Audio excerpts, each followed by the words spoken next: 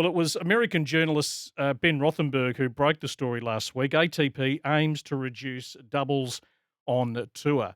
And then I had some correspondence with Australian doubles specialists, Matt Romios, who's inside the top 100.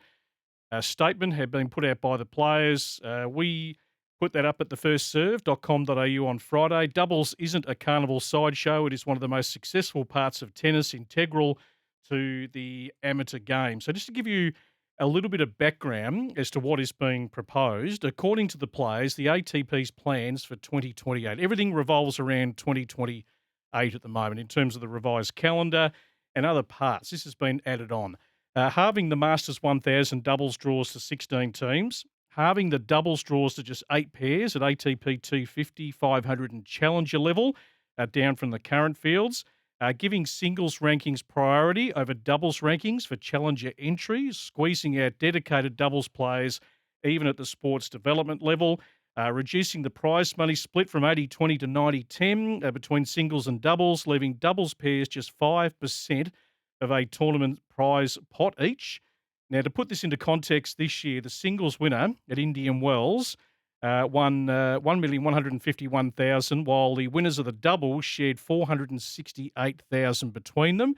The ATP's plans will see the winners of the doubles reduced to just 234,000, so it's 117,000 each, while the singles pots will increase by 10%. So there's just a few little figures around what the ATP has put to the player council, who have met with a lot of the players at Wimbledon across the last week. No better man to speak to than a good friend of this program. We love when he's doing some commentary with us over the summer.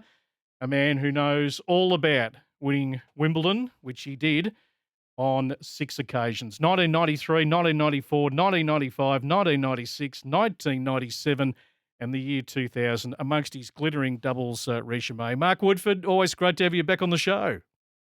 BP, thank you. And I hate to correct you, but you forgot about my mixed doubles title. So I'm No, 7 times that I've won here. yeah, true. I was going to add that in a little bit later on, but I'm just focusing on thinking of the Woodies, just thinking of the With the Woodies and Woodies, it their was the dominance. Woodies was a very memorable 6 occasions, It was, without a doubt. yeah, But yeah, I had some good partners. you Not did. It's not too bad winning Wimbledon mixed with Navratilova as your partner Yes. either. Yeah, Yeah. still a big force, isn't she, Martina? Commentating, front row in the Royal Box, 9 singles titles, which you'd have to say may never, ever be surpassed. Just a huge figure of the game.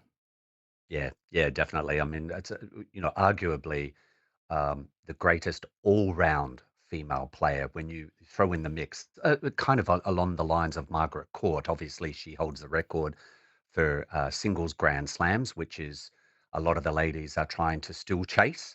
But Margaret Court was very accomplished in singles, doubles, and mixed, much like Martina Navratilova probably took it to another level. But yep, Martina is still around, and it's great to see. I think that's for Wimbledon to encouraged to have their former champions come back and still be here. That's how we maintain our historical perspective. Yeah, it's funny listening to Naomi Osaka last night. She's made the last 8 for the first time in her career, and she might have thought at one stage, Mark, that would never happen. Her and Grass didn't have a great relationship, and I think one of the journos mentioned, you know what it means when you make the last 8 at Wimbledon. It's a pretty prestigious affair, and the perks that you get beyond that.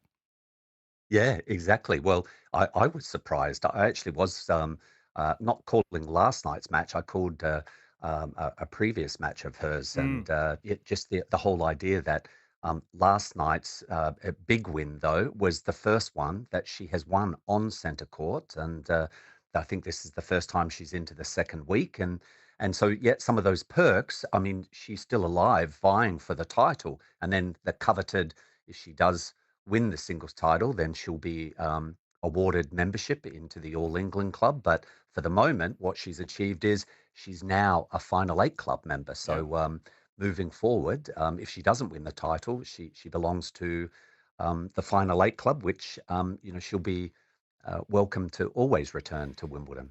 Indeed.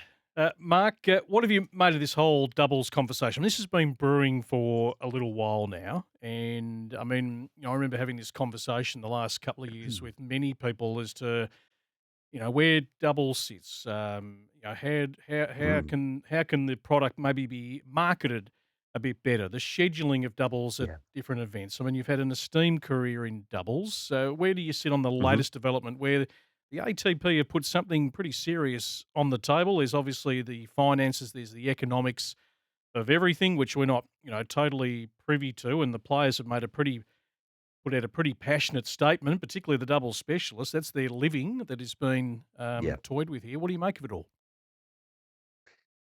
Yeah, and I think my needle does move between both sides of the argument, but I absolutely have sympathy when you were reading some of the statements that the doubles players have responded with. But then I'm also a supporter of that we need to make changes for doubles. And this is where my I kind of move between both. I think during my career with Todd, we were tennis players, and I think that's what my point of view, my outlook is. A tennis player is someone that competes in both disciplines. Yep. Now, some may respond saying, "Well, that's just so antiquated," but I don't believe it is. I think that's our sport. We've never defined our sport as a singles player and a doubles player, but it's the evolution has headed that way, and I do believe the ATP have instigated that. I wasn't Todd and I were never on board when they split the doubles finals away from the singles finals during our time when we were reigning Mm, atop the doubles field. But we played singles and doubles, and we felt that we were the reason behind us dominating doubles in our framework was that because we were out there playing singles. That was our priority. And we were better doubles players because of our singles. We were better singles players because of our results on the doubles court. So for me, a doubles specialist, I mean, Todd and I still probably to this day, we probably remind, if we're introduced as double specialists, we say no, we were never double specialists. Um, so I think it's interesting to that the statement put out by the doubles players are all doubles specialists. My concern with doubles at the moment is that it's really hard to promote the current doubles teams, and I'm not trying to degenerate their who they are. They're all fantastic guys, um, but I do question that some of the leading doubles teams, and when they're pairing up together, that they are a lot of them are in their mid to late 30s. mm, There are some in their 40s. mm. You are not getting any better as a tennis player in your late 30s and early 40s. It is not possible. Yep. So, yet they're rising to the top of the doubles game. And I think it is hard for the tournaments. We also have to remember the ATP. It's not just a players' association. It's the combination of tournaments and Mm, players, mm, so that they are actually having to hear what the tournaments say. And there are many tournaments at the 1000 series that feel like the doubles players, the specialists that turn up, they have to provide extra accommodation, extra practice courts, extra facilities, food, beverage, etc.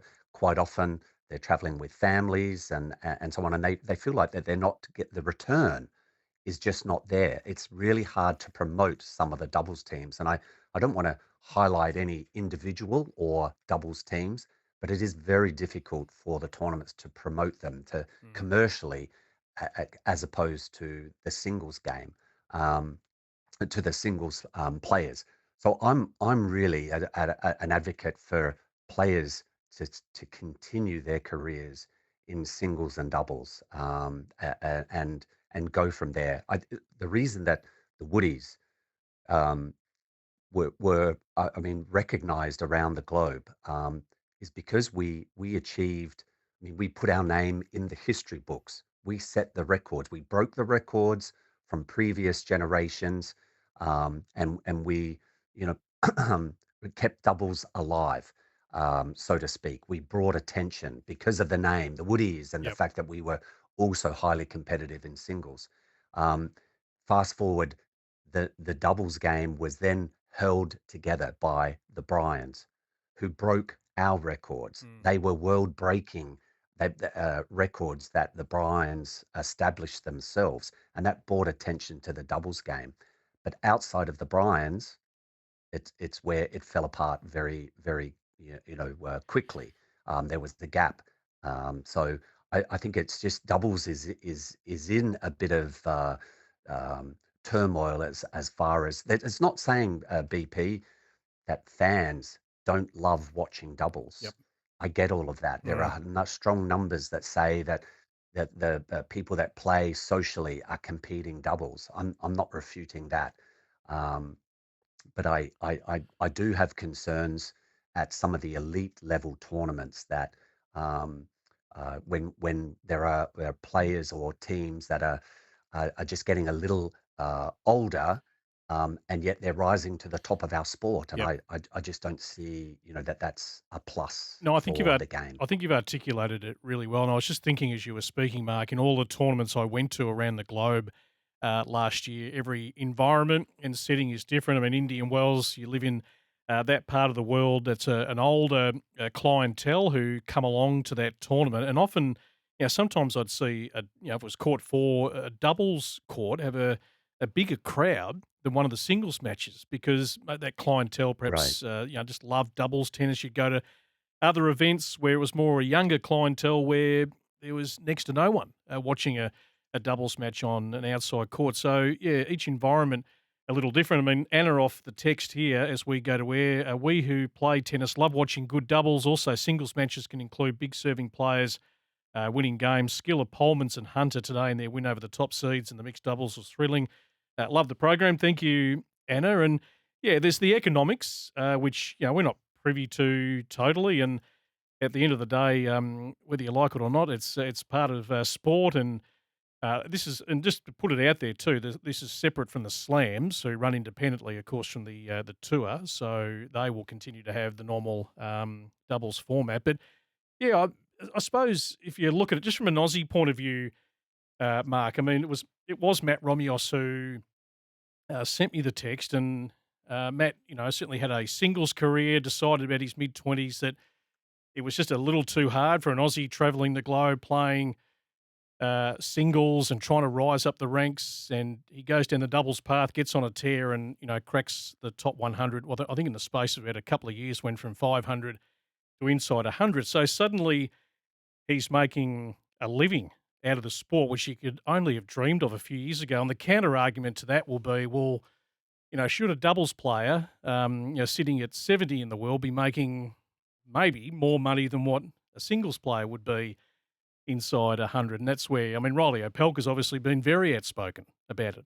Yeah, yeah, yeah. Look, and that probably leads to the point of um, the breakdown, the split in prize money that's at a tournament, which is currently is it 80-20 or 75-25 between 80-20. Yep. singles and doubles. Hmm.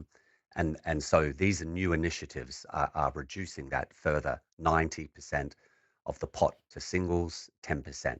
I'm not totally in support of that at all. Especially when they're saying it's going into the singles game, to the singles event. And they are saying, that pointing towards that, it will go towards those players who are losing early in the tournament or potentially in qualifying. Mm.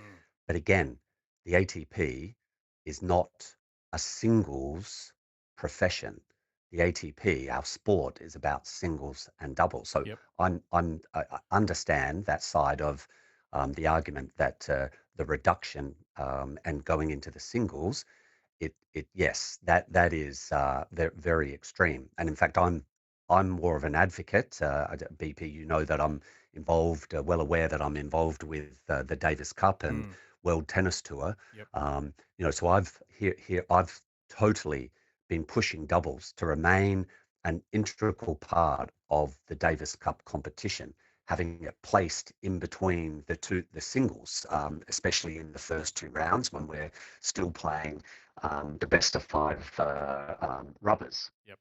because Mm. there was a push towards putting doubles of Davis Cup and Billie Jean King Cup and other team events, Yep. um, and that becomes insignificant. It doesn't play an important part of our team competition. So, I've been pushing for that, and it's remained a very it's still a hot topic, but doubles is still a big part of the team competitions. But also down at World Tennis Tour level, I think it's my opinion is that we should be actually rebalancing the Mm. distribution of prize money at that level, because that's the prize money pots are not large at all. If you're playing for a $15,000 pool of prize money or a Yep. $25,000 pool of prize money. Um, so I feel like we should be almost leveling the prize money split between singles and doubles to 50-50, because that will promote to those players who are in the early part of their journey, Mm. learning how to become a tennis professional, that they should be playing. I believe they should be playing singles and doubles. It gives them an opportunity to um, build their game. And then it's less of a burden on the tournaments that they're not having to provide 32 rooms for the singles players and 32 rooms for the doubles players and however many extra for qualifying. And then they don't have to play at, a huge tennis center in order to accommodate the extra practice courts. Mm. And so there are benefits both ways. So I really am and a strong believer on at the lower levels of our tennis in early in one's journey, we should be having not contributing, because I really feel like it would contribute to the death of doubles if we keep going with this split. And Yep. if the ATP are heading towards 90-10, I really would shudder to see any of the other bodies move towards emulating this. And I think at the early part, as I said, split it evenly so that there's the encouragement to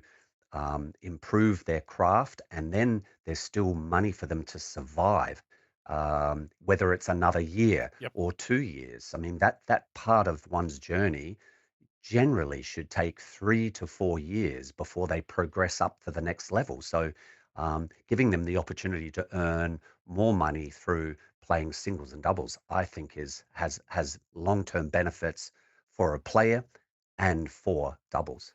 A lot of great points in there, Mark. I really appreciate your thoughts. You wear a big picture hat in tennis these days. You've lived and breathed it as a player, and yeah, there's a lot going on behind the scenes. The future of tennis, what There it looks is, like. yeah. All the bodies are putting lots of things on the table at the moment, so a lot up for discussion.